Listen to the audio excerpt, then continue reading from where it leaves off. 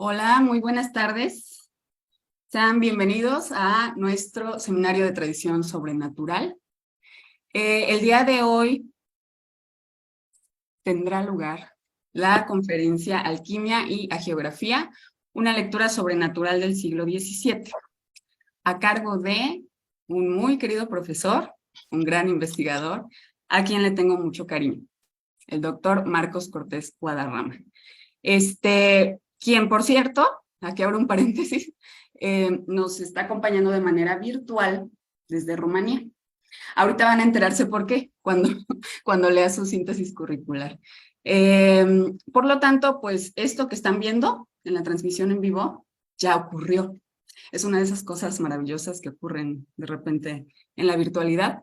Entonces, pero si tienen alguna pregunta, pueden escribirla en el chat de nuestras páginas, el Colegio de San Luis, Tradición Sobrenatural, y posteriormente podría ser que el investigador Marcos, el doctor Marcos, responda sus preguntas. Lo voy a presentar, posteriormente él va a dar su conferencia y al final va a haber una ronda de preguntas sobre lo que vaya exponiendo. Y bueno, antes de presentarlo, de leer su síntesis curricular, quisiéramos agradecerle mucho por su entusiasmo para participar en esta serie, en esta serie de conferencias del seminario. Y bueno, también gracias por la paciencia, porque como está en Rumanía y los horarios y todo esto, pues había sido un poco complicado, ¿no? Pero bueno, voy a presentar al doctor Marcos, voy a leer su síntesis curricular. Ok, Marcos Cortés Guadarrama se graduó en Lengua y Literaturas Hispánicas por la Universidad Autónoma de México, Nacional Autónoma de México, con una tesis consagrada a la literatura medieval castellana del siglo XIV, dirigida por uno de los medievalistas más destacados de la academia en ambas orillas del Atlántico. Aquí, por supuesto, nos estamos refiriendo al doctor Aurelio González Pérez. Posteriormente fue becario del CONACYT y de la Fundación Carolina para realizar estudios doctorales en la Universidad de Oviedo, en España. En 2013 fue merecedor del Premio Extraordinario de Doctorado, otorgado por su tesis doctoral Flos Sanctorum con sus etimologías, edición y estudio, dirigida por el doctor Fernando Baños Vallejo. Ha trabajado como lector tanto en Francia como en Rumanía y desde el 2015 trabaja en el Instituto de Investigaciones Lingüístico-Literarias de la Universidad Veracruzana y es miembro del Sistema Nacional de Investigadores nivel 1 del Consejo Nacional de Ciencia y Tecnología. Él desarrolla 2 líneas de investigación y aplicación del conocimiento, cuyo resultado ha sido la publicación de más de una veintena de artículos en revistas especializadas y capítulos de libros consagrados a la prosa geográfica medieval y novohispana y a los tratados médicos tardo-medievales y novohispanos. En este rubro destacan 2 libros suyos, la edición de uno de los primeros incunables de la península ibérica, es decir, ¿dónde está el Flos? El Flos Sanctorum, con sus etimologías, es que aquí lo tengo, lo tenemos y lo queremos usar. El Flos Sanctorum, aquí está, con sus etimologías, lo maravilloso geográfico, publicado por la Universidad Veracruzana en 2018, y por otro lado, la edición de uno de los tratados médicos más importantes de la Nueva España, es decir, el Tratado Breve de Medicina y de todas las enfermedades, publicado por primera vez en 1542 de Fray Agustín de Farfán. Ha formado parte del proyecto de investigación colectivo con sede en la Universidad de Alicante, titulado Hagiografía Hispánica ante la Reforma Protestante, durante el periodo de 2018 a 2022, y a la par desarrolló individualmente el proyecto Cultura y Poética de la Materia Médica Novohispana, siglos XVI y XVII, digo 16 a 17. Actualmente tiene dado de alta en el Sistema de Registro y Evaluación de la Investigación CIREI de la Universidad Veracruzana el siguiente proyecto de investigación individual: Narrativas y Cultura de la Medicina Novohispana y el Espiritismo. En 2 ocasiones ha sido ganador y beneficiado de recursos extraordinarios para el desarrollo de sus proyectos individuales y colectivos, ambos el Programa de Habilitación del Perfil Internacional para Académicos de la Universidad Veracruzana. Y aquí va lo que les decía en un principio, de por qué está en Rumanía. Actualmente, a inicios del presente año, fue distinguido por el Instituto de Investigaciones de la Universidad de Bucarest con una beca de investigación para profesores visitantes vigente durante el presente año. Entre otros productos académicos de esta experiencia, se espera la traducción del libro Sic Cogito, de 1892, de Bogdan Petriseicu Hasdeu. Disculpe, mi rumano está muy mal el día de hoy. Pues eso es todo, doctor. Sea usted muy bienvenido, este es su espacio. Le agradecemos muchísimo y ya, me callo para que lo escuchemos. Gracias. Muchísimas gracias. Muchísimas gracias a la doctora Claudia Carranza por la invitación y también, por supuesto, muchísimas gracias a la maestra Carla Carreón por todas las molestias que se han tomado para tratar de organizar este evento. Yo me sentía un poco en deuda con ustedes. Desde hace tiempo que queríamos hacer algo juntos, pero por X o Y no se había podido. Y bueno, ya con este evento por fin se compensa y me saco esa espinita que sentía con ustedes. Así es que bueno, muchas gracias por la invitación y para mí es un gran placer poder estar aquí con ustedes en este seminario que tiene tanta difusión en redes sociales para poder hablar un poco de los temas que me apasionan y me gustan.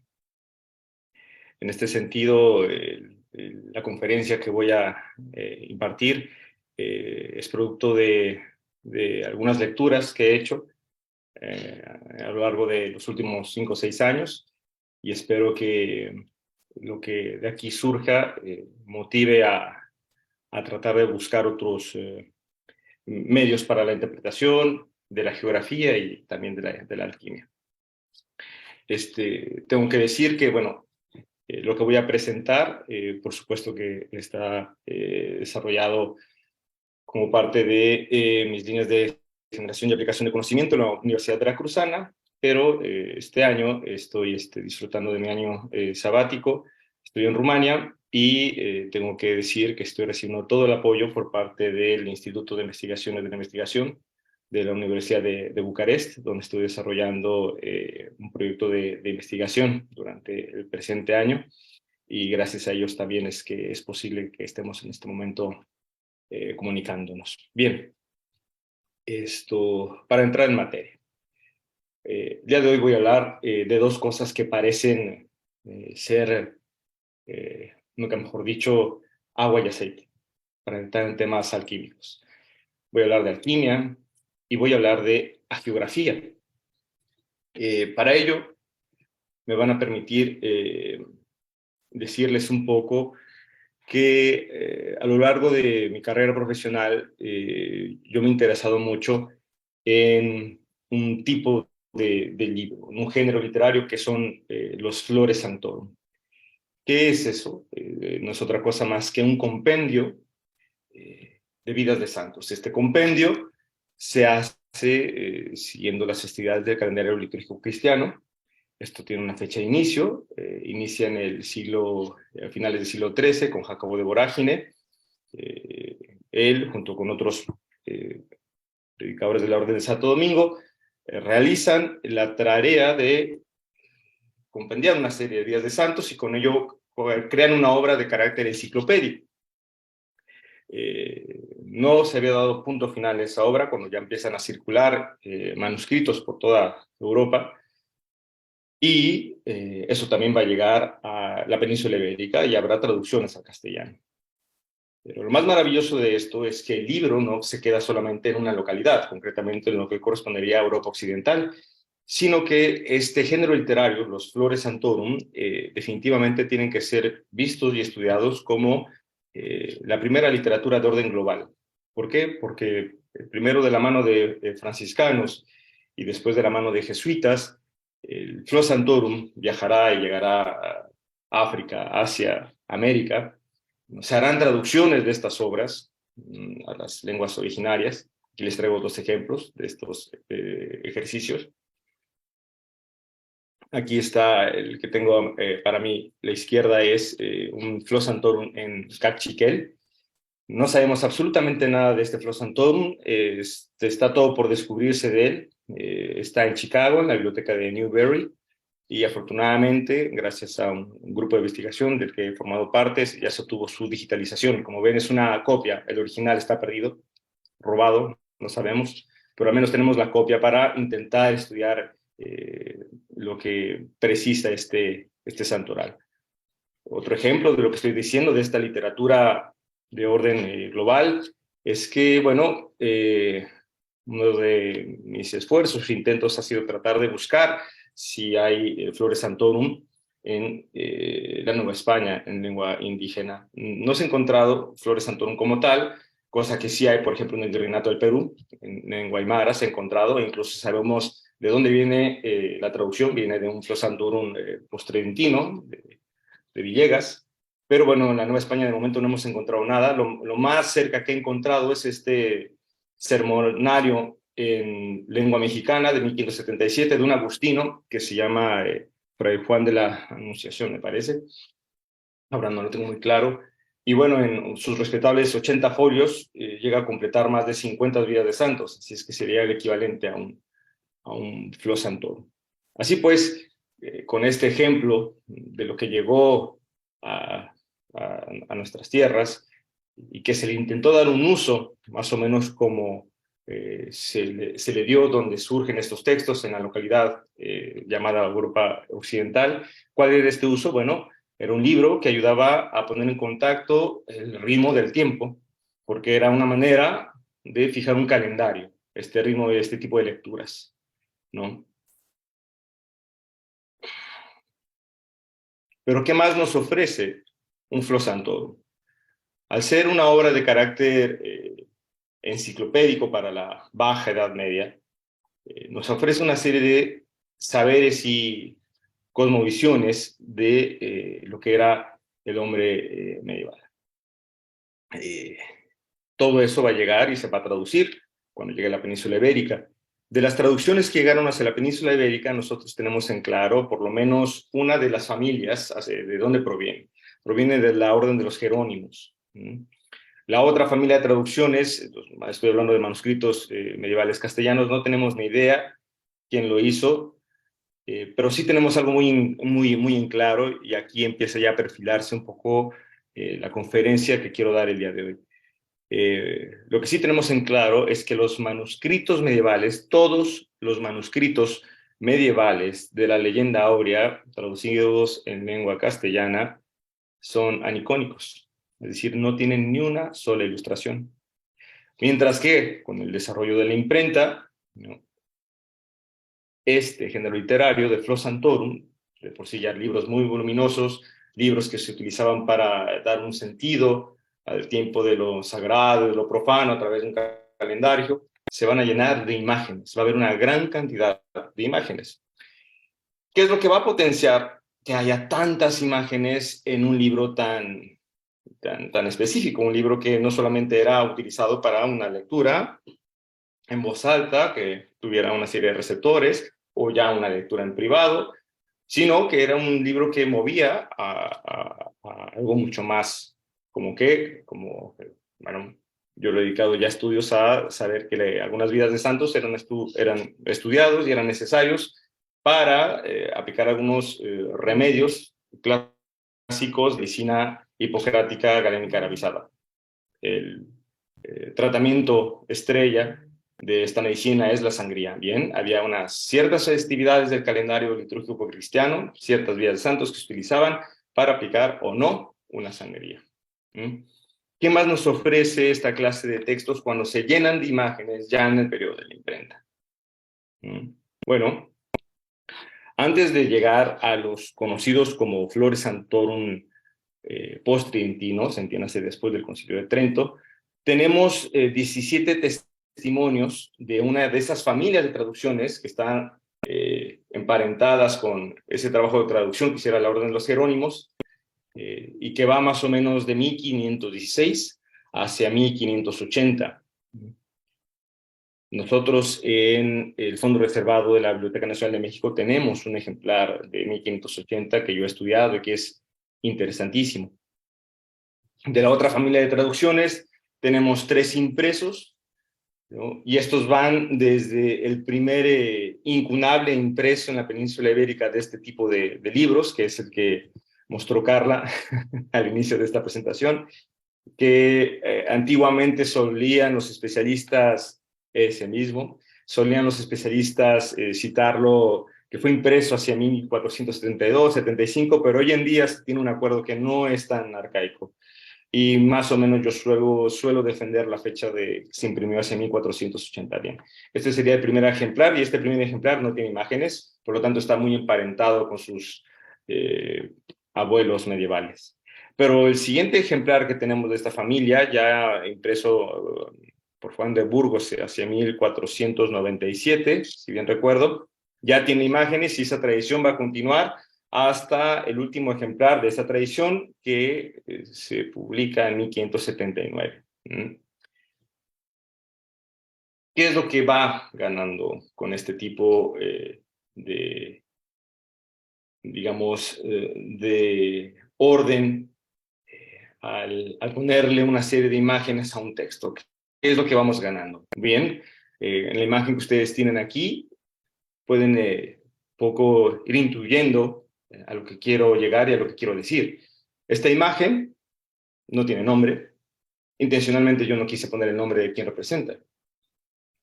Pero podría servir a la ilustración de cualquier tipo de santo que hubiera recibido su bautismo, su baño de santidad, no a través del martirio. Es decir, aquí tenemos un santo que podría ser un confesor, podría ser un padre de la iglesia, y podría utilizarse desde San Agustín hasta santos para una localidad del norte de España, ¿no? ¿Qué es lo que vamos ganando con esto? Un momento aquí. Vamos ganando entonces generalidades, es decir, aquí tenemos un santo que solamente nos queda claro que es uno de los tantos predicadores que abundan en el Flos Sanctorum. También tenemos esto sin duda alguna es uno de los martirios más truculentos que nos ha regalado la historia de la geografía. Esto es el martirio de San Bartolomé, que sabemos que fue desollado vivo, le quitaron la piel estando vivo, y es un santo importantísimo para el calendario litúrgico cristiano. Es un santo que se festeja en la canícula. Fíjense la relación que hay entre arrancarse la piel y el periodo más caliente del año, ¿no?, dentro del hemisferio norte del planeta. Es un santo además que era utilizado para representar algunos ejemplos dentro del discurso de la demonología. Alonso de Espina, por ejemplo, refiere a San Bartolomé y su pleito que tuvo contra unos demonios de la India para demostrar que los demonios solo pueden aparentar que las cosas parezcan en lo que se transformaron, pero que no lo sean. En resumen, de las palabras que vengo pronunciando desde que inicié esta conferencia, quiero decir lo siguiente.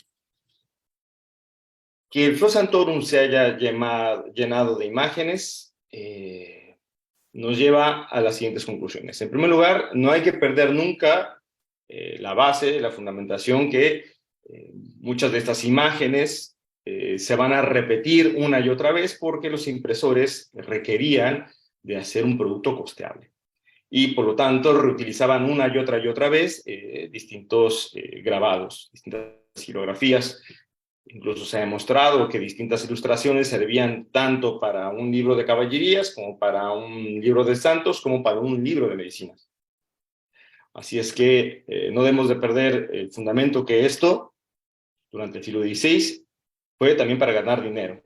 Y para ganar dinero lo mejor es hacer un producto barato, costeable, y que no nos lleve tanta inversión. Pero esto también nos lleva a que en esa materialización se obtienen significados fácticos. Significados que yo no tengo que explicar. ¿Cómo cuáles? Bueno, aquí está una imagen que esta sí me decidí ponerle nombre. Sabemos que es Santa Bárbara. No tengo que decir absolutamente nada, pero por el hecho de que esta es una mujer y tiene un libro, ustedes ya están haciendo una caracterización de este personaje, un personaje femenino, letrado, inteligente, que se aproxima a las letras. Y al estar con estas ropas de lujo, saben que provenía de buena cuna, hija de reyes, quizá. Ustedes ya van creando su propio relato a partir de una imagen, ¿no? Sería un significado fáctico lo que ven. Pero también se van creando significados inteligibles y significados simbólicos, que para ello se requiere de completar la lectura. Concretamente, a Santa Bárbara siempre se le va a asociar con esta torre. Y esta torre tiene que tener, por supuesto, 3 ventanas, que es una alegoría de la Santa Trinidad, donde recibirá finalmente su bautismo, porque su padre la quiso encerrar en una torre, ¿no?, para que no se volviera cristiana, y ella le pedirá a los albañiles que estaban construyendo la torre donde iba a ser encerrada, que le construyeran una tercera ventana. Ahí se crea. Esto va a crear entonces, a su vez, que el texto se convierta en un nuevo significado, se requiere un nuevo significado a través de una iconografía simbólica. Y que esa iconografía determine la interpretación que le damos al texto. Porque no debemos olvidar que cuando aparece un símbolo, el texto se convierte en un texto normativo. Aquí un ejemplo de lo que estoy explicando. Actualmente siempre se ha ligado el martirio de arrancar los pezones con pinzas a Santa Águeda. Sin embargo, en esta imagen es Santa Bárbara. El episodio que en la imagen de la Edad Media era tan importante, la recreación de la Virgen con la torre y las 3 ventanas, pasa aquí a un segundo plano. Aquí está, es la misma torre y las 3 ventanas, pero la imagen precisa de otros símbolos. Hacia la parte derecha veremos solamente una escena de decapitación. Nuevamente, esto sería significados fácticos, ¿no? Y se requiere de completar esos significados a través de completo la lectura. Nos enteraremos que será su propio padre el que terminará dándole muerte, y en la parte de arriba será el padre cuando entrega el alma. Aquí lo que les comentaba, no es Bárbara, sino Santa Águeda la que siempre estuvo relacionada con este tipo de martirio. Pero también interesará ya representarla de otra manera que no necesariamente tiene que ver con ese martirio clásico. En fin, la tesis que yo hago con esto es lo siguiente, ¿no? Esa tesis más o menos es así. Yo digo, ok, toda imagen es simbólica, todo símbolo es un código de lectura. Y un código de lectura nos lleva a la producción de un nuevo texto que recupera momentos significativos de la narración cuya vinculación es intencional. Es más o menos esta tesis que aquí resumo y que intenté reflejar de manera lógica, al menos para mí, es lo que he venido explicando con las imágenes anteriores. Ahora, la pregunta que me hago es, con ese trabajo de alquimia y geografía, ¿esto ocurre más allá de la imagen? La respuesta que yo mismo me respondo es sí, ¿no? Después de tantas lecturas que he hecho de literatura médica, literatura alquímica, literatura geográfica, sí. ¿Cuándo ocurre esto? Va a requerir de un tipo de estética barroca. Esto ocurre en el siglo XVII. ¿Dónde ocurre? Va a ocurrir precisamente en la relación entre alquimia y hagiografía. Y aquí es la propuesta de título de esta conferencia, que decía que era una lectura sobrenatural. ¿Por qué? Porque la alquimia, en cierto sentido, es una lectura mágica. Ahora, una lectura mágica que tiene que ver cómo la magia que está inmersa en los textos médicos. No hay nada ahí de demonológico, no hay nada de intercesión del demonio, no. Lo único que hay es una lógica de correspondencias, de convalidaciones. El médico que decía, no hacemos nada que la naturaleza no pueda hacer. Simplemente le ayudamos en su proceso. Es lo mismo que creía el alquimista y el mago. Estoy pensando en este momento, por ejemplo, en Cornelio de Agripa, pensaba que si podía controlar esos elementos, podía producir algo nuevo. Concretamente sabemos que quería producir oro, la piedra filosofal. Así como se creía que los metales maduraban naturalmente en la tierra hasta convertirse en plata y oro, el alquimista reproducía este proceso en sus alambiques. Esto mezclado, esto que sería una lectura alquímica, mezclado con una lectura normativa católica, y que a su vez va a crear un nuevo contexto dentro de la fabulosa audacia defensiva contrarreformista a través de uno de los géneros clásicos del siglo XVII, que es la literatura emblemática. Pero me voy a ir explicando poco a poco, porque esta respuesta quizá aquí pareció enredada, pero precisamente para eso es esta conferencia, para irla explicando y ver los lazos que hay entre alquimia y la geografía.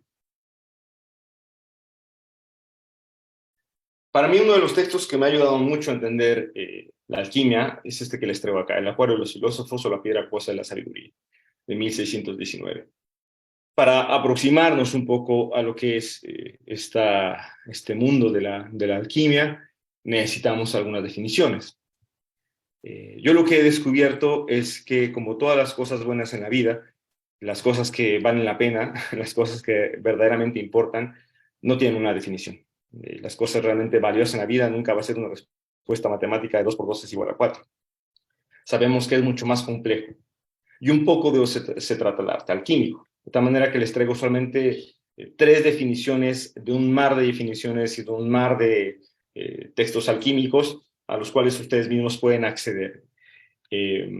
Quizá una pequeña observación que desde ya quiero hacer, espero no decepcionar a nadie. Sí vamos a ver, por supuesto, que algunas representaciones alquímicas, pero mi intención no es concentrarme exclusivamente en estas representaciones, sino mi aportación, mi pequeño granito de arena, es ver la conjugación que hay entre la geografía y alquimia. Todo aquel que se quiera ser especialista en alquimia, hoy en día hay cientos de videos en YouTube, en inglés, en español y en otros idiomas, en el cual pueden ver comentarios de imágenes y distintas zonas. Bien. Retomando lo que estaba diciendo, les traigo aquí algunas definiciones de lo que es esta literatura, de lo que es la alquimia. Primero, una definición del siglo XX. La alquimia, esta definición a mí me gusta mucho. La alquimia no es el ancestro de las ciencias modernas. Ella es la conciencia de una solidaridad cosmogénica fundada sobre una profunda intuición religiosa. Estas son palabras de Alexander von Bernus en un libro muy, muy bonito que se llama Alquimia y Medicina. Pero tenemos también, inmerso en este positivismo, ¿no?, romántico, quizá, no sé si eso exista, pero es mi parecer, Albert Poisson, del siglo XIX, dice todo lo contrario. Él decía que para nosotros no es sino una ciencia natural, madre de la química. Y finalmente, escuchemos lo que era la alquimia para uno de los alquimistas más importantes y quizá más populares y más que conocidos tanto como para legos como para expertos en el tema, Paracelso.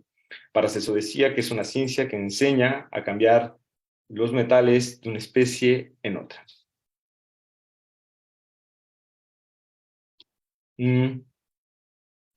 Dos estudiosos de la alquimia a través de la farmacología son Rey Bueno y Alegre Pérez. Ellos recuerdan que el embrión de la medicina química ocurre con la alquimia, concretamente con un tipo de producción que son las aguas destiladas. Y la alquimia, a partir de las investigaciones de estos académicos, es que son 3 variantes en las que puede ser entendida el arte alquímico. En primer lugar, la química metalúrgica, encaminada a la transmutación de los metales. En segundo lugar, la alquimia espiritual, que interpreta el proceso alquímico como metáfora y a la vez instrumento para alcanzar la perfección personal a través de sucesivos grados de purificación. Y en tercer lugar, la alquimia del elixir, encaminada a la obtención de un fármaco. Nuevamente, en los distintos tratados, en las teorías, en los investigadores que he ido leyendo, es imposible que se pueda aislar una sola de estas 3 definiciones. Prácticamente cada uno de los fármacos, de las piedras filosofales, de las distintas metáforas, de los distintos emblemas, ilustraciones y figuras requieren de la mezcla de estas tres definiciones, pero está muy bien que se hayan clarificado estas tres para tratar de saber a qué nos referimos. Y a qué nos referimos es a esto. La relación entre alquimia y geografía vendrá de la mano de las aguas destiladas. Ahora me explico más con ese término. Yo ya le he dedicado estoy empezando ya a publicar sobre alquimia, después de haber leído durante 2 años estos tratados, y ya empiezo a animarme a publicar sobre ello. Este es el primer trabajo que le dedico sobre lo que es el agua de la vida, que es un agua destilada. Aparece en los opúsculos médicos del siglo XVII, y uno de los más célebres opúsculos médicos que habla de esta agua es Luz de la Medicina. Esto fue escrito de manos de un inquisidor que se llamó Luis Aldrete y Soto.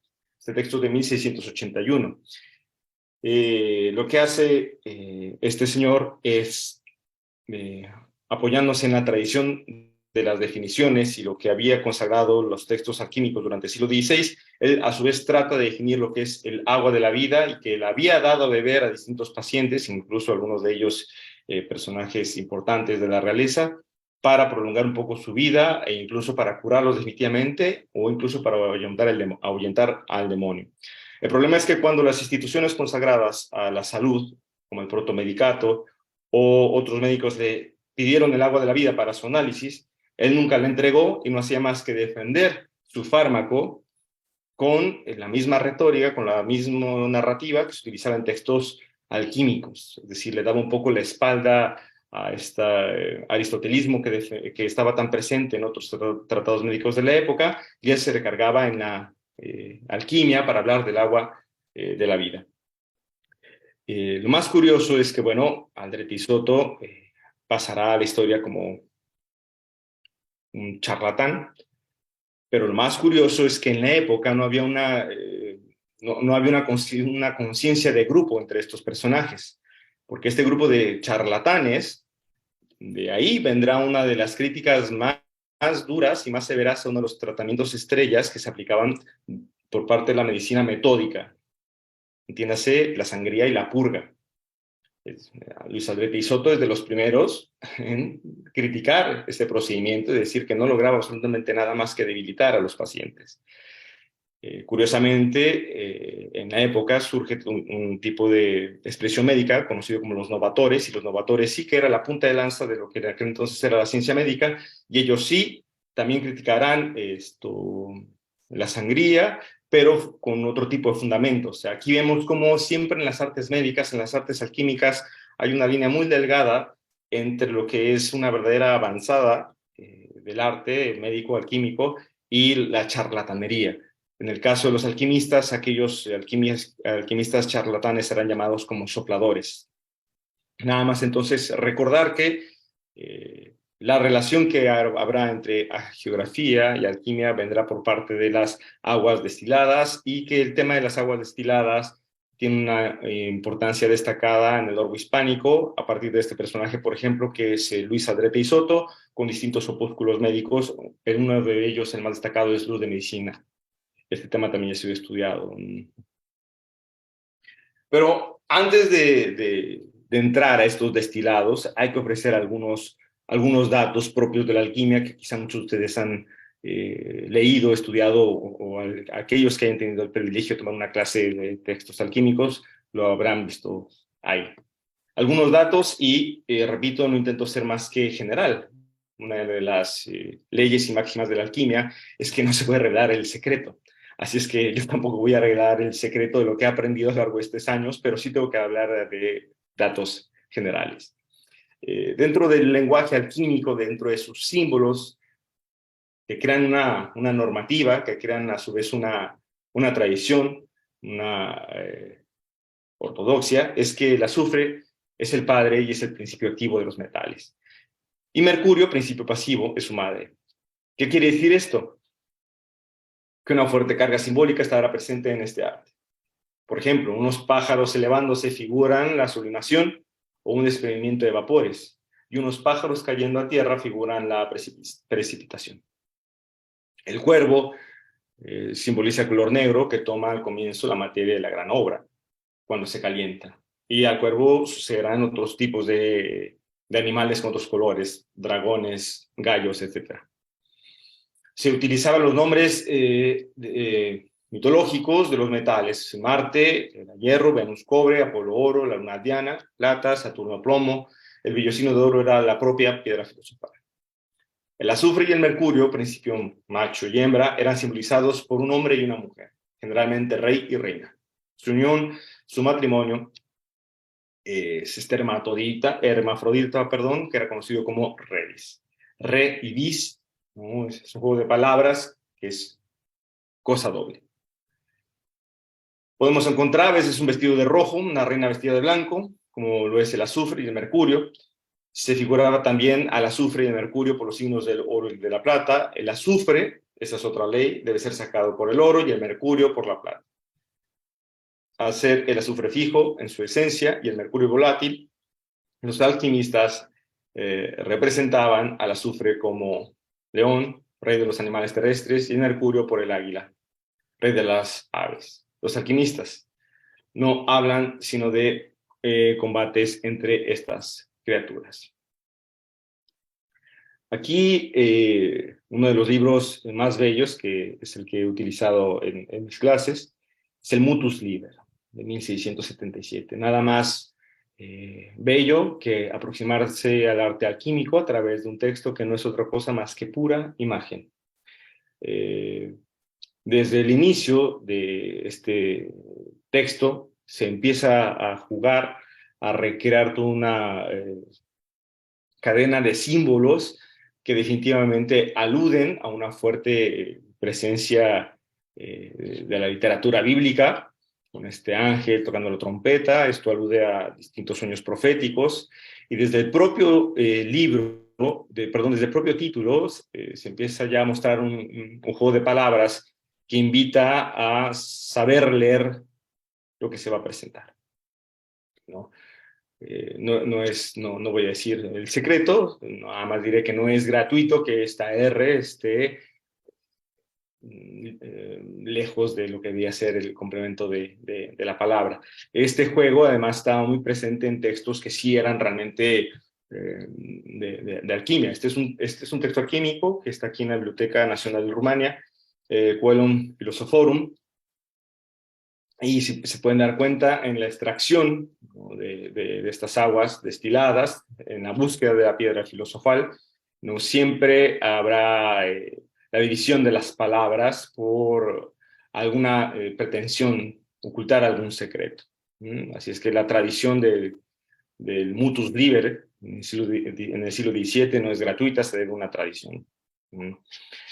Otra cosa que me gusta destacar mucho de este libro es que, a diferencia de otros textos, ustedes saben que los alquimistas trabajan principalmente para obtener la piedra filosofal por dos vías. Una es la vía húmeda y otra es la vía seca. El Mutus Liber es un texto que, como pocos, le dará prioridad a la vía húmeda.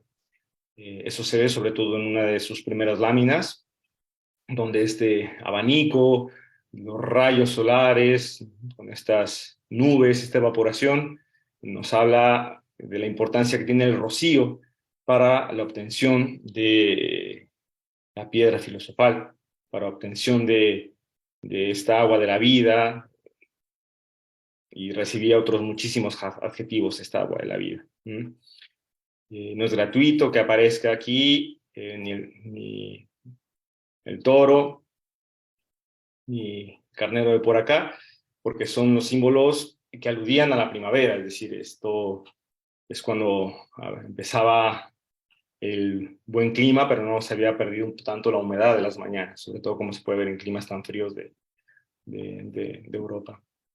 Otra lámina ya sería como la entrada al laboratorio del alquimista, ¿no?, que a su vez hace un juego con estas parejas entre azufre y mercurio. Si se dan cuenta, siempre es un hombre y una mujer, que vimos hace un momento, y en la obtención de este agua de la vida, el fuego es importantísimo, y siempre vean cómo se oculta, y a veces aparece en muchísimas llamas, o a veces aparece en alguna otra alusión. Cada vez que aparece una luna, es un principio pasivo de la alquimia, ¿no? Se le entregan 4 elementos a un ser lunar que se ha interpretado, según la crítica y la tradición, que este no es nada más y nada menos que Vulcano. Vulcano que está no devorando a su hijo, sino que devorará a Mercurio en un estado de iniciación, porque Mercurio aquí no tiene las características del dios, sino es como un infante que lleva a sus brazos, así es que este es un fuego lunar. Ahora, más adelante veremos que hay muchísimas características del fuego y será su principal relación precisamente con la hagiografía.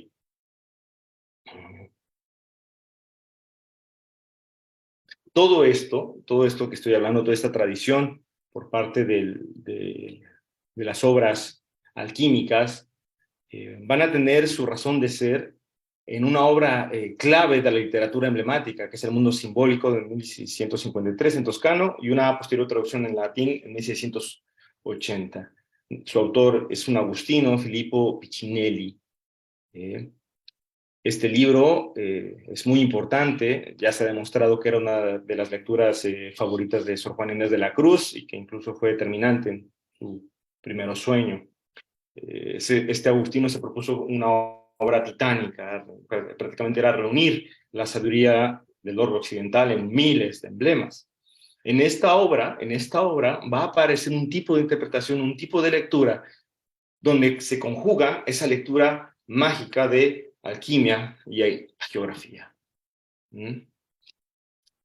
Va a aparecer en un libro que está destinado a los 4 elementos, concretamente al agua. Recuerdan que vimos eso de que una de las vías para la obtención de la piedra filosofal era la vía húmeda. Bien, es gratuito. Y después de hablar de distintos tipos de agua, aguas que corren, aguas estancadas, aguas de lluvia, incluso burbujas, ¿no? Va a llegar un apartado de las aguas destiladas. Y aparecerá esta breve interpretación, esta guía de lectura, donde se unirá las 2 tradiciones que he venido comentando, la geografía y la alquimia. Estas son palabras de Filippo Piccinelli. Solo si el agua está destilada y casi a punto de ebullición, cura las enfermedades. De donde el lema sanat, es decir, sana, o también fragit adusta, ardiente perfumada. Este emblema alude a los santos mártires taumaturgos, especialmente a estos que murieron en las llamas, como el caso de Santa Afra mártir, patrona de Augsburgo, notable aún hoy en día por sus numerosos milagros.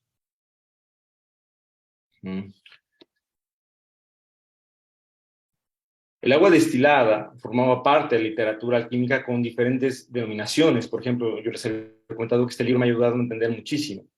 Vean todas las denominaciones que se utiliza para las aguas destiladas. El agua de la vida lo llaman magnesia católica, esperma del mundo, del que todas las cosas sacan su origen. También la llaman agua del océano, agua de la vida, y aún la agua más pura y la más bendita de las aguas. Es decir, no es gratuito que haya hablado en su segmento destinado, Piccinelli, en su segmento destinado a las aguas destiladas, no es gratuito que nos haya dado ese comentario. Pero ¿por qué nos habla de Santa Afra? Bueno, la vida de Santa Afra se escribe a un modelo de santidad femenino al que también pertenecen 2 de mis santas favoritas. Y eso lo saben muy bien mis alumnos. Uno de ellos es Santa María Egipciaca, aquí representada con ese pelo, ¿no?, que le cubre todo el cuerpo cuando estuvo en el desierto, y con los 3 panes que la alimentaron durante años. Y otra santa menos conocida, que es Santa Thais, que también era una prostituta.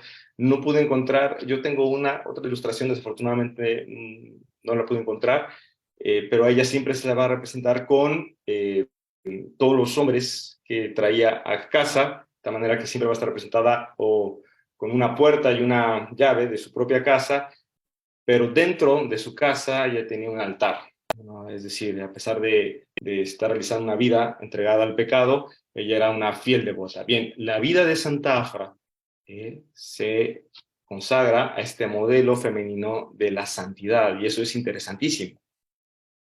El marco teórico, ¿no?, de lo que estoy presentando es el siguiente. El pasaje que leímos de este mundo simbólico, conjunta dos narrativas de lo impuro que se transforma en pureza. Dos tradiciones literarias que entran en comunión para a su vez construir una nueva interpretación. Porque no debemos olvidar que al final de los finales el trabajo del alquimista era tratar de purificar lo impuro para ofrecer un material solamente concentrado en su propia pureza, que podía ser llamado oro, piedra filosofal, cualquier otra designación. Y la otra tradición es la propia literatura geográfica, donde nos muestra cómo un pecador puede transformarse de ese estado a entrar a lo más puro, un modelo de santidad. La comunión entre ambas tradiciones literarias se debe a la idea renacentista de la doctrina de las similitudes, que todavía encuentra sentido en una obra barroca como El Mundo sin Bulbos. Una doctrina que permea por diversos discursos renacentistas, como el mágico, insisto, estoy pensando en De Oculta Filosofía, de Cornelio Agripa, el médico, un montón de tratados, yo mismo he editado uno de ellos, el astrológico y, por supuesto, los que estoy presentando aquí, el alquímico y el geográfico. Se tiene en claro, hoy en día tenemos en claro, por ejemplo, acerca de qué es esta doctrina de las similitudes, de las convalidar lo que está abajo con lo de arriba, el micro y el macrocosmos.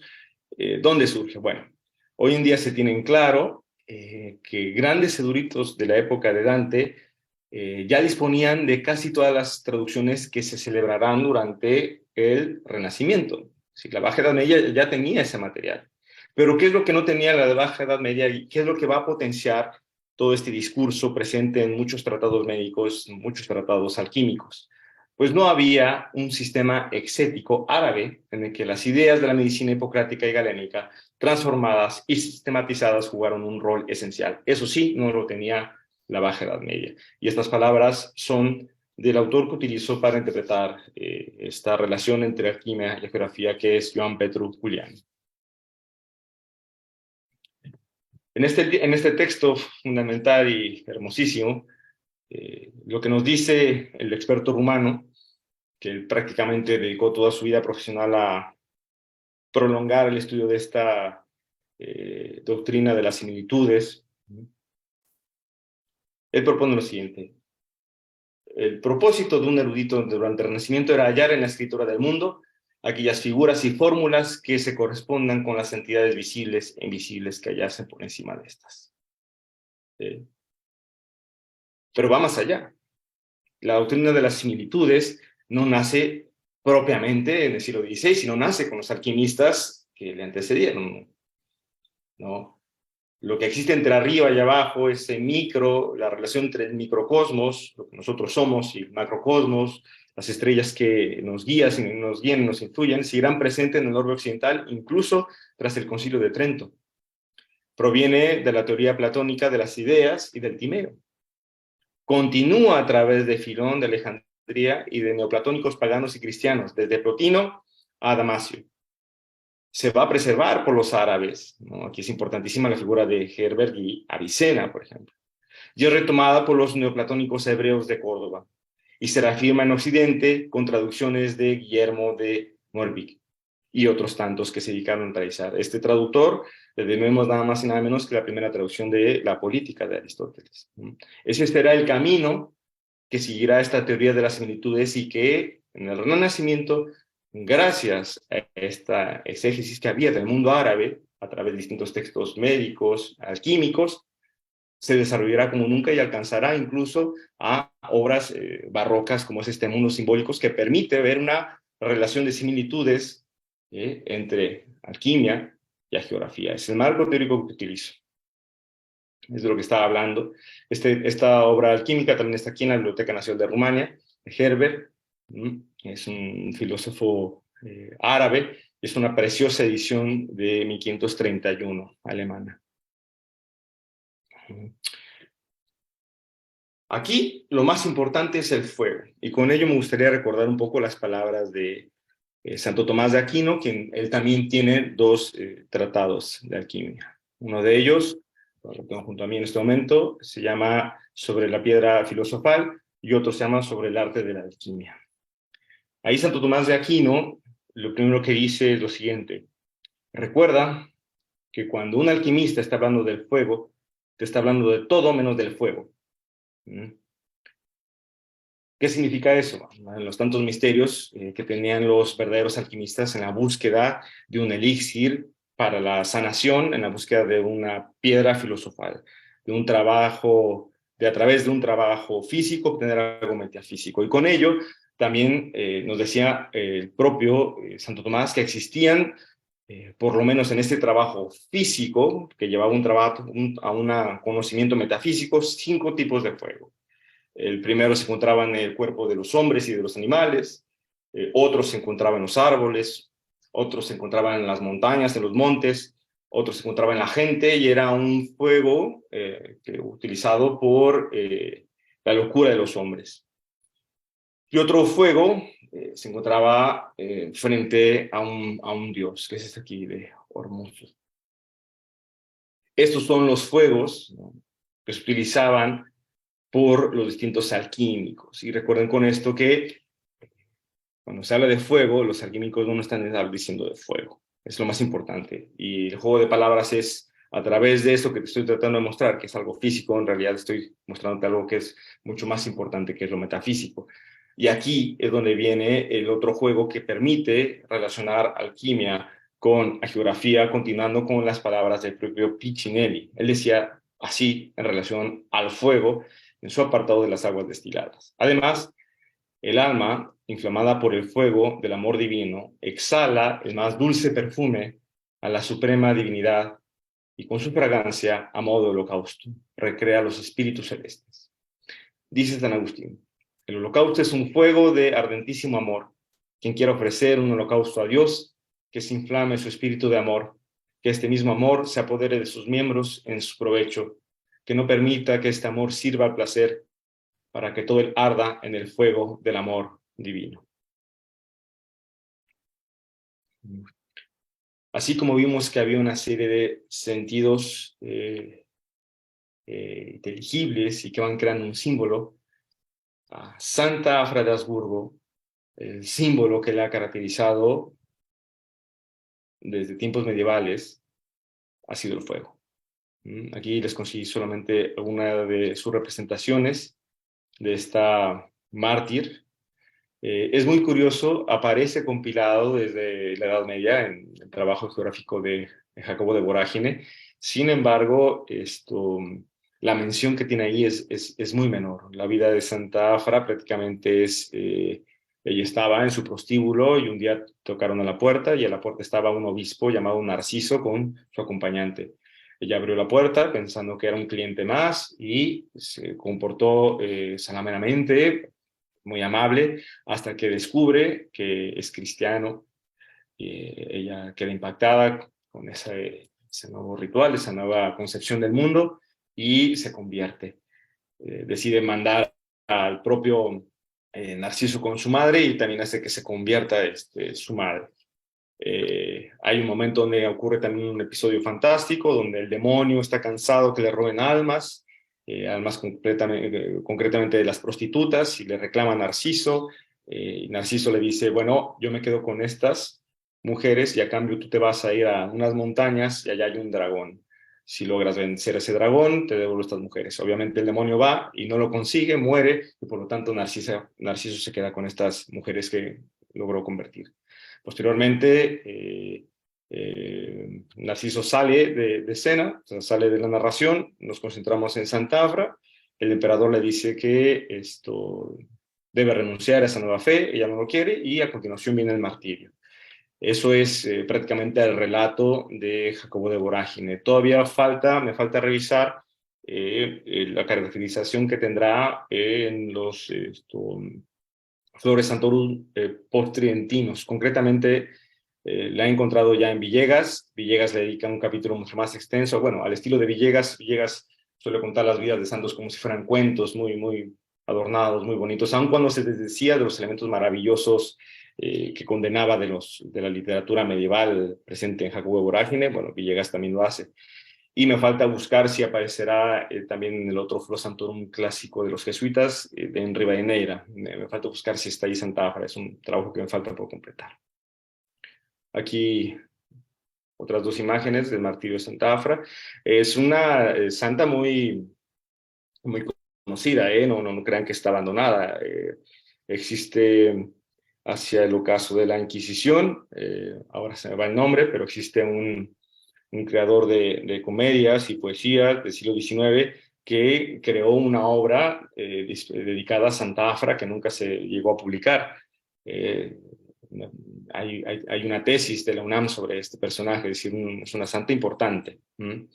Aquí vean cómo incluso en sus esculturas, esto está en Habsburgo, también va a estar relacionada con Uldarico, Ulrich, que está enterrado en la misma iglesia de Habsburgo, pero vean cómo el fuego siempre está presente incluso en su relicario, y es la tumba de ella.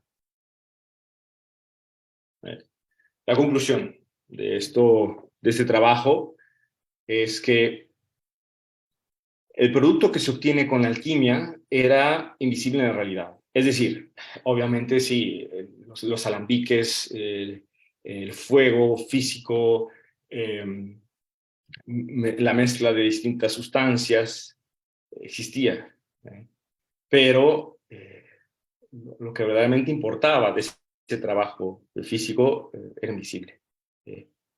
Pero no era invisible la creencia de su posibilidad.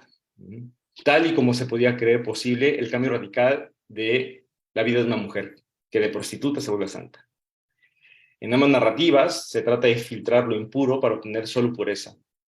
Se trata entonces de un ansia desesperado por cambiar el orden natural. Los alquimistas se dieron cuenta de esta relación, de tratar de desesperadamente cambiar el orden natural de las cosas, que esto era una de las características del demonio. Por aquí ya cité a Alonso de Espina, a San Bartolomé, y les había dicho que ahí se queda sentado que el demonio lo que sí podía hacer es que las cosas parecieran, más que no lo fueran. Por ello mismo es que los alquimistas se dieron cuenta de esto y tras muchos preparativos, tras muchos fuegos, tras muchas metáforas y ejecuciones, la propia piedra filosofal y sus estados terminan por representar al propio Dios, a su Sagrada Trinidad. Eso aparece por lo menos en el Acuario de los Filósofos, donde la propia piedra filosofal era el propio Dios.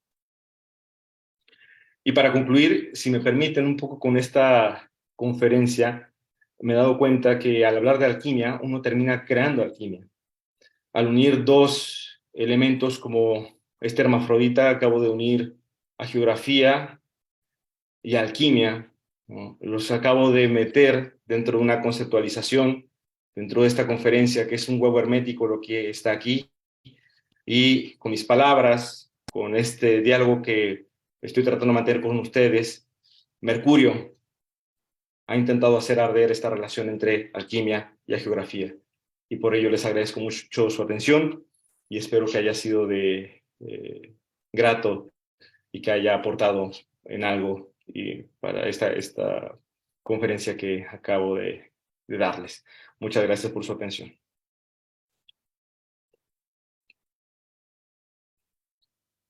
Ah, ya, no podía activar el micrófono. ¿Sí me veo? Sí, ahí estoy, ¿verdad? Ah, sí. Muchísimas gracias, doctor. Está increíble. Creo que, o sea, increíble en cuanto a que en tan poco tiempo pudo explicar tantas similitudes, analogías entre geografía y alquimia, lo cual, bueno, yo confieso, no sé la doctora Claudia, pero, es que aquí está la doctora Claudia, que yo no le sé mucho a la alquimia. Yo como que estos últimos 2 años me he dedicado un poco más al tema de la geografía y, o sea, no lo había pensado de esa manera, porque, bueno, estoy pensando en toda esta idea de que, bueno, tal como usted comentaba, la alquimia era como un saber un poco restringido en el sentido de que solo había algunos que sabían, que tenían ese conocimiento, ¿no? Y en el caso, por ejemplo, de la geografía, era un conocimiento pues popular, o sea, del que todo el mundo conocía y todos se nutrían, ¿no? Entonces, aquí vemos por una vez más cómo la geografía funciona como un recurso, a final de cuentas, didáctico, ilustrativo, en el sentido de que funciona para explicar algo y un secreto, ¿no? un código secreto, digámoslo así. Entonces, bueno, también pienso en estas primeras definiciones que dio, que por supuesto no podemos, tal como usted mencionaba, ser muy, decir que hay una sola definición sobre alquimia, pero me gustó esta idea, creo que fue la primera o la segunda, que mencionó que los alquimistas lo que hacen es ayudar a la naturaleza, ¿no? A que cumpla su función. O sea, como decía, si un mineral en una cueva, no sé, y ellos en su alambique. En el caso de las vidas de santos, la geografía y todo esto, pues es a partir de la depuración también del individuo, ¿no? Y pareciera que ahí hay claramente una analogía entre naturaleza y Dios. O yo así lo veo ahorita viendo todo este recorrido, pareciera que esa es la analogía, ¿no? Una de las grandes analogías de todas las que podemos encontrar. También me llama la atención, bueno, estoy primero haciendo una recapitulación de los elementos que me llaman la atención, porque está esto del ritmo, hay una cierta cadencia, ¿no? Entre las vidas de santos y otros ritmos, ¿no? La vida cotidiana y todo esto. Entonces, bueno, hay mucho de lo que quisiera hablar, pero voy a ir planteando como algunas preguntas. También no sé si aquí la doctora tiene alguna. Yo quisiera preguntarle esto sobre las mujeres. Me gustó eso que mencionó sobre la posibilidad.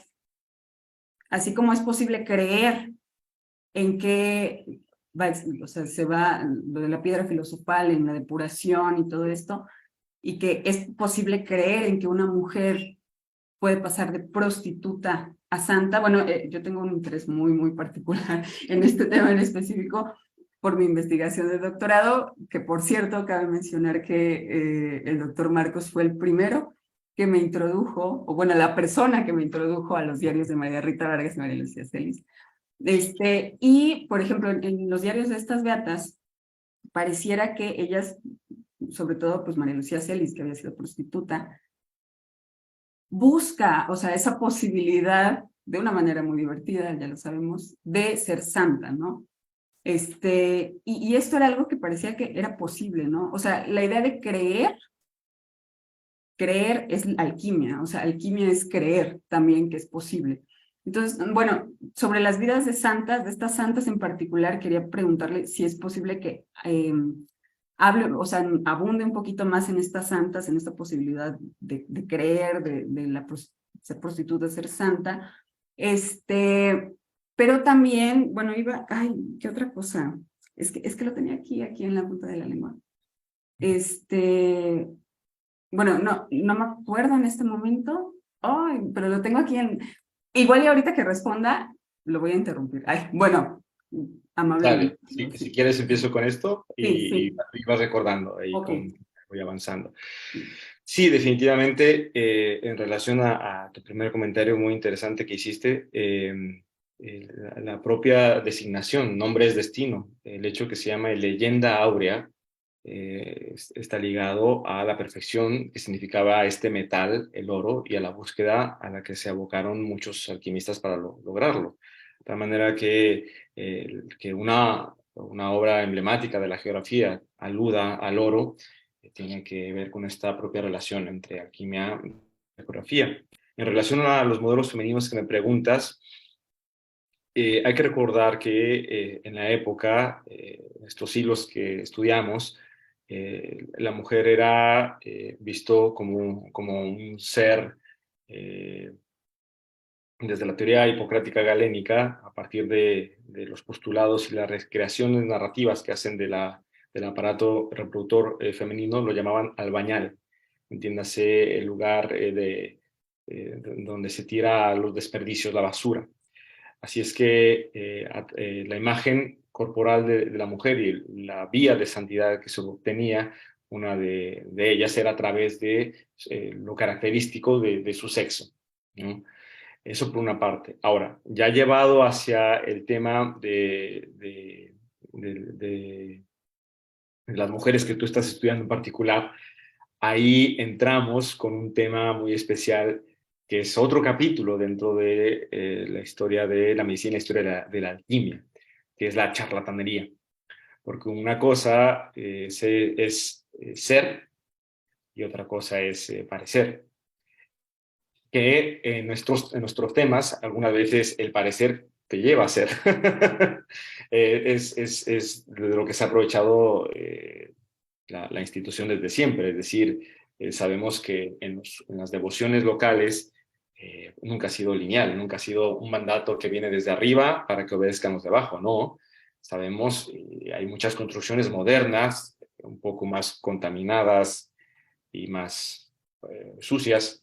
Me viene a la mente, qué sé yo, la Santa Muerte y demás, que sabemos que ese culto no, no lo designa nadie de arriba. Sin embargo, tiene un fervor y tiene un ritual que conlleva a. Pero en el caso de tus personajes, ahí tiene que ver con un tema de charlatanería, que es todo un capítulo aparte y al que no me he dedicado en esta conferencia. En esta conferencia me he dedicado a hablar de los que creyeron de buena fe que podrían alcanzar este arte.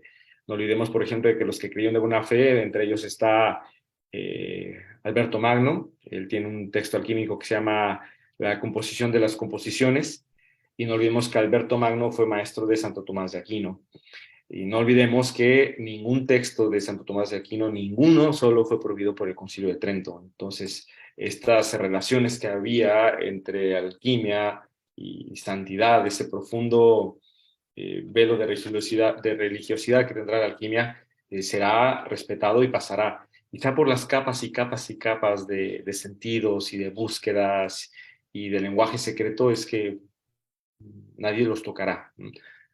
Aunque bueno, eso es entrar ya, lindar con otro tema, otro capítulo que es la prohibición de estos textos. Es decir, a partir de estos temas que nos apasionan, la geografía, alquimia, medicina, se puede abordar tantos aspectos de la cultura y de la literatura como puede ser el discurso de la charlatanería, que es divertidísimo, y el discurso de la prohibición.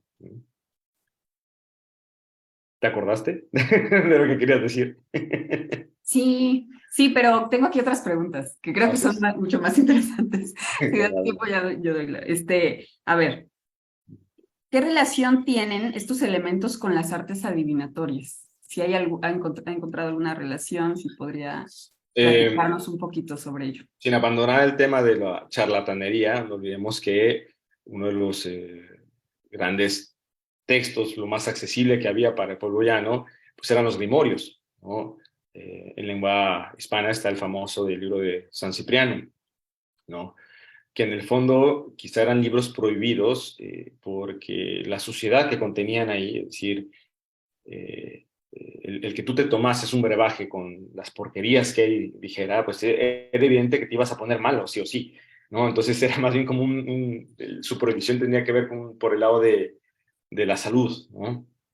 Entonces, los grimorios, no olvidemos que son estos textos que se daban aires de ser más antiguos de lo que realmente eran. Estoy pensando en uno que ahora no recuerdo el nombre, pero que era del siglo XVIII y que se decía que se había escrito en la Edad Media y que a través de distintos procedimientos se podía conjurar a distintos demonios dentro de las categorías que tenían, hasta llegar hasta el más perverso de ellos. Y para ello se hacía uso de un arsenal como el que utilizaban los médicos para curar la gripa. Se hablaba de belladona, se hablaba de canela, se hablaba de pimienta, ¿no? Por supuesto, todo ello dentro de una realidad más sucia y oscura, como cuáles, pues en lugar de hacer ese preparado en la cocina de tu casa, que recordemos las cocinas, hoy en día si uno quiere hacer, uno prende el horno, el microondas, la estufa, lo que sea, en la época había que poner la leña, el carbón, etcétera, bueno, eso sería lo lógico, pero los grimorios proponían hacer eso sobre la tumba de algún muerto que recientemente hubieran ahorcado. El arte de la alquimia también está relacionado con un poco el arte de la invisibilidad. Al obtener un producto, la esencia propia de la piedra filosofal que te hace una mejor persona, es algo invisible, tiene que ver con el arte de la invisibilidad, pero los charlatanes se toman al pie de la letra el ser invisible. De manera que yo he leído algunos, se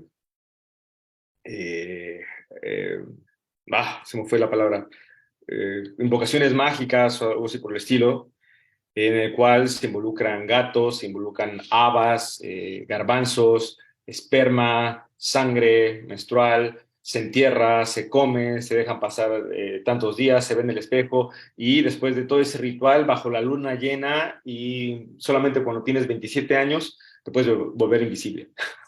O sea, estos temas, por lo tanto, están muy relacionados, ¿no? También con los grimorios y con los tratados que, según esto, causaban un tipo de magia un tanto más sucia. No es la magia culta, por ejemplo, de la que habla Cornelio Agripa. Cornelio Agripa, él habla de una magia considerada como una magia culta, como una filosofía.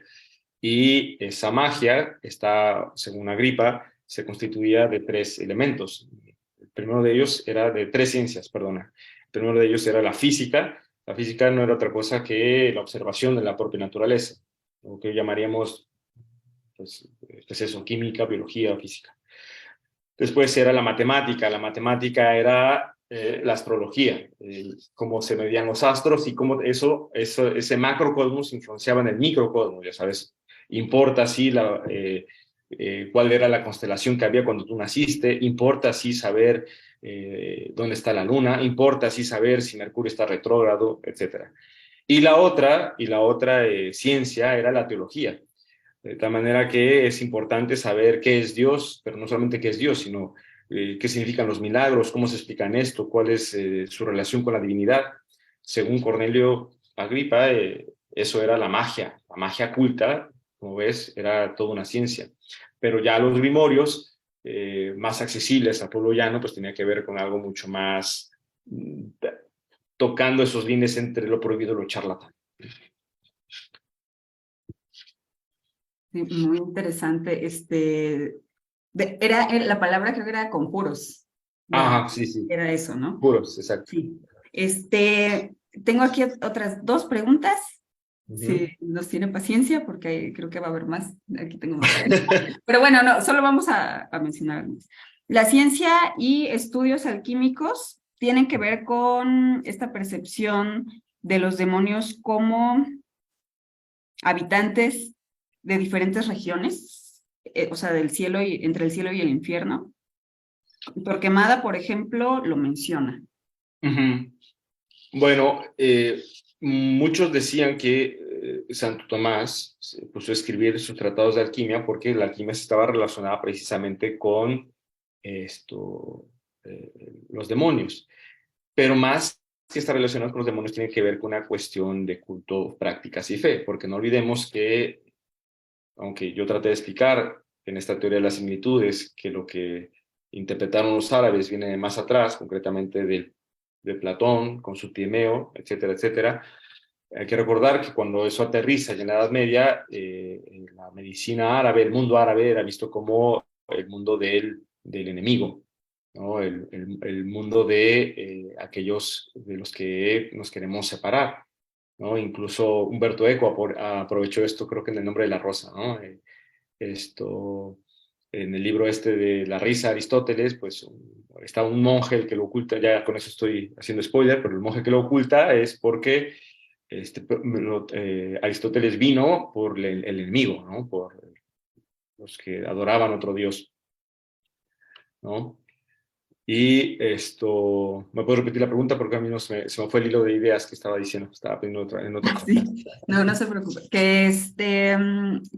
O sea, ¿qué tiene que ver estos estudios alquímicos con la percepción de los demonios como habitantes de diferentes regiones? Es decir, entre el cielo y el infierno, como lo menciona Torquemada. Mm. O sea, que ya lo Bien. mencionó Torquemada. Y ya concretamente, para completar un poco la respuesta que estaba dando, yo hasta ahorita dentro de los tratados alquímicos que he podido leer, no he visto ni una sola correlación con los grados que tenían los demonios. Pero sí que he visto, y lo cité, que la propia piedra filosofal está identificada con Dios, con la Trinidad, con lo más puro. Es decir, es imposible que en el lenguaje alquímico, si tu trabajo es buscar la pureza, te dediques a hablar de lo impuro, los demonios, ¿no? Aunque los estudios de demonología, yo también he escrito algo de demonología, no tienen claro cómo se entendía eso en la Edad Media, solo se sabe que era relacionado con la suciedad, lo oscuro, el temor, todo eso, pues no tiene nada que ver esa parte oscura en el proceso de la obtención de la pureza. No sé si me he explicado. ¿Mm? Así es que no dudo que quizá haya alguno. Recordemos que la alquimia no se detiene aquí, o sea, en pleno siglo XXI hay gente que está escribiendo textos alquímicos. Ahora mismo hay una novela que me viene a la mente que se llama Mercurius, que es también un autor, parece que es inglés, que después de haberse pasado 20, no, que estoy exagerando, pero unos buenos años de su vida leyendo durante horas tratados alquímicos en la British Library, en lugar de, de poder escribir un tratado de alquimia, decide hacer una novela sobre alquimia que a su vez se convierte en alquimia. Es que este tema no para aquí, ¿no? Uno de los alquimistas más contemporáneos y que ha servido para interpretar algunas cosas muy famosas es Fulcanelli, por ejemplo. Pero habría que ver eso, habría que ver si en el lenguaje de la búsqueda de la pureza está inmerso estas categorías de demonios, porque si te das cuenta, hasta en la propia geografía hay muy pocas categorías de demonios. Hay encuentros, por supuesto, para probar al santo, pero que haya una categorización de un descenso, solamente puedo pensar, por ejemplo, en San Patricio, y la razón de ser de San Patricio, al menos en la Edad Media, era para consagrar un rezo, como a través del rezo a la Virgen María, es el descenso a los infiernos, no sales intocable de ellos. ¿No? Es lo único que puedo pensar por ahora. También, hablando de esto, justo cuando mencionó lo de que hasta el día de hoy se continúa estudiando esto, indagándolo, reflexionándolo. Bueno, para empezar por ustedes, me refiero a que hay personas que están creando ese contenido tal cual. Le iba a mencionar que sí, bueno, preguntar, solicitar. Si también después, bueno, yo luego le escribo, nos podría pasar bibliografía, o sea, así una bibliografía Sí, claro. amplia, Sí. también porque aquí muchas ¿Amplia? veces... ¿Cómo? ¿Qué le llaman amplio?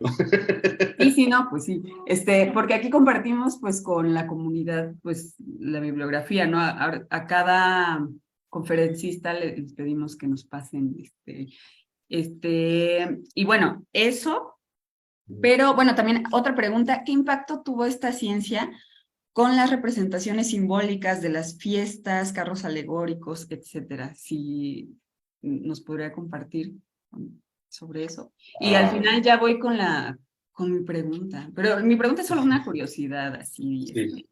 Y desafortunadamente no podría contestar esta última pregunta, no sé si tiene Ok. que ver con esto, con estos, se me van, ya estoy un poco cansado, ya es un poco tarde acá, No, y ya lo vamos a dejar. Yo con entendí. esta representación efímera, que también era literatura, ¿no? Pero, vamos, en el juego de metáforas que hay, y que se consagró durante el siglo XVII con autores como Sor Juana y Carlos Sigüenza y Góngora, ellos por supuesto que sabían de esto. Ellos, si bien no podemos garantizar que hayan leído, qué sé yo, a Alberto Magno, estamos seguros que ellos sabían, si alguien decía piedra filosofal, sabía a qué aludía, a qué tradición correspondía y qué se obtenía, y que por supuesto dentro de esta tradición había verdaderos alquimistas y sopladores, charlatanes, ¿no? Es lo único que podría decir al respecto.